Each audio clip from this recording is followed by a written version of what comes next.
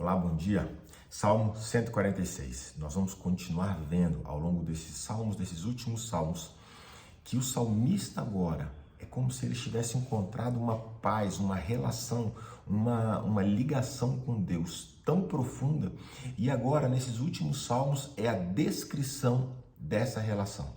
Aqui, nesse momento, a gente percebe que ele não está mais preocupado com nada que esteja assim para fora dessa relação que ele construiu com Deus. Ao longo de todos os salmos, nós fomos vendo essa relação sendo construída, relação de confiança, de esperança, aonde ele foi aprendendo quem é Deus, quem somos nós, criaturas desse Deus, e agora ele vem descrevendo com uma clareza nas palavras tudo isso que agora ele conquistou e aprendeu em Deus. Vamos ler o texto? Salmo 146. Aleluia, louva, ó minha alma, ao Senhor. Ele já está declarando, a minha alma louva ao Senhor. Você se lembra que em outros salmos ele vai dizer assim, aquieta-te, ó minha alma. Ele estava com a alma profundamente em agonia, em transtorno, e ele dava uma ordem, aquieta-te. Aqui ele já não precisa mais fazer isso. A alma já está quieta, confiando, segura no Senhor. Então ele simplesmente vai dizer, louva, ó minha alma, ao Senhor. Louvarei ao Senhor durante a minha vida. Percebe? Não, você não vê insegurança nas palavras dele, você não vê preocupação nas palavras. Ele está dizendo, durante a minha vida. Ou seja, a partir de agora, nada que me acontecer irá me impedir de louvar esse Deus. Ele sabe que Deus é maior do que toda e qualquer circunstância na vida dele. Louvarei ao Senhor durante a minha vida, cantarei louvores ao meu Deus enquanto eu viver.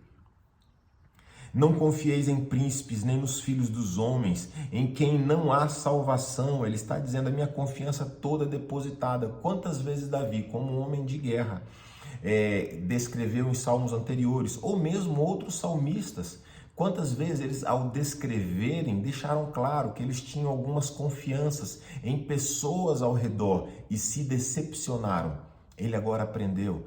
E aí, por isso que ele está dizendo que ele não confia mais em ninguém, somente no Senhor, porque somente no Senhor há salvação.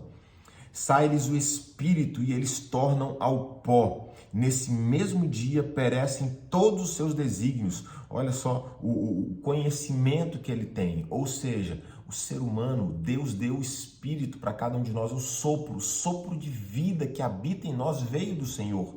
E um dia nessa terra, quando o nosso corpo chegar ao fim, esse sopro volta ao Senhor.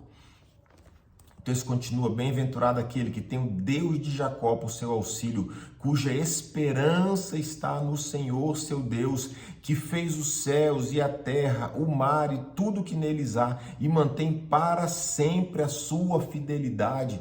Perceba a segurança, perceba o conhecimento, ele sabe quem Deus é, aquilo que Deus fez, quem ele é. O texto continua e fala o seguinte, que faz justiça aos oprimidos e dá pão aos que têm fome. Quantas vezes Davi foi esse oprimido? E eu falo Davi porque talvez é um dos salmistas mais conhecidos. Esse salmo não foi escrito por ele, mas ele é um dos salmistas mais conhecidos. Moisés escreveu outros salmos também e ele também era bastante conhecido. Mas a gente vê ao longo dos salmos o salmista na condição de ser o oprimido. E agora ele está dizendo, Deus fez justiça ao oprimido. Em outros momentos, ele se coloca na condição daquele que está passando necessidade. E aqui ele está dizendo, Deus dá pão aos que têm fome. E o texto continua, o Senhor liberta os encarcerados. Falamos disso há poucos salmos atrás. Ele é aquele que liberta. E a gente só vai conhecer isso no dia que nós mesmos experimentarmos essa liberdade que ele nos traz. Se o Filho vos libertardes, verdadeiramente sereis livres. Ele está dizendo daquilo que ele conheceu, daquilo que ele experimentou e viveu. Olha o que mais diz o texto. O Senhor abre os olhos aos cegos. Quem era cego? Nós que não víamos, que não entendíamos. É por isso que agora esse salmo nos traz tanta clareza, porque agora ele vê com clareza todas as coisas. Ele entende que a vida dele se baseia em Deus e no relacionamento que ele tem com Deus.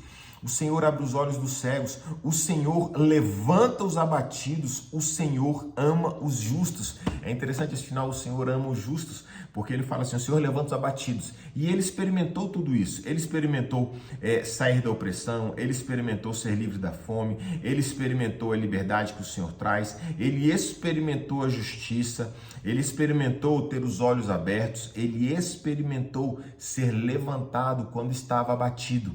E por final ele diz, o Senhor ama os justos. O que tem nessa informação aqui? Ele está dizendo, eu sou amado pelo Senhor. Nós somos amados pelo Senhor. E é importante a gente entender e ver tudo isso que os salmos vão nos trazendo e ensinando para que a gente chegue na mesma conclusão. Que Deus ama cada um de nós. Essa expressão talvez muitos já ouviram em várias situações, mas é preciso nós vivermos e experimentarmos para então declararmos isso, dizermos com toda a convicção do nosso ser, somos amados por Deus.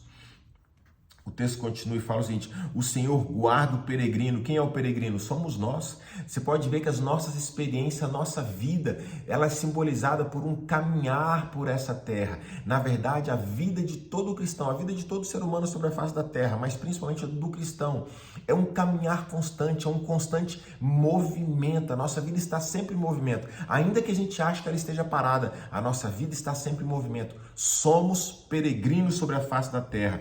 O Senhor guarda o peregrino, ele guarda, ele tem nos guardado, chegamos até aqui, ele ampara o órfão, ampara a viúva, ele porém transtorna o caminho dos ímpios. O Senhor reina para sempre, o teu Deus, ó Sião, reina de geração em geração.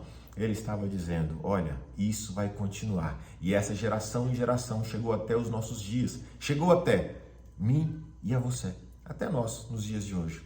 Que Deus te abençoe, que você possa ter um dia de experiências no Senhor, porque o que esse salmo nos traz são as experiências que ele teve, a transformação pela qual ele passou e agora ele está olhando para o mundo de uma forma diferente. Que todos nós possamos ter experiências, como peregrinos, caminhar com o Senhor e aprender a confiar nele, entender que ele fez todas as coisas e entender que ele nos ama, sempre nos amou e sempre nos amará. As nossas escolhas que nós fizermos aqui nessa terra vão definir a nossa eternidade, é verdade, mas Deus, até o final, sempre nos amará, sempre. Que você tenha um excelente dia, você, tua casa, a sua família e os seus. Que Deus abençoe hoje e sempre.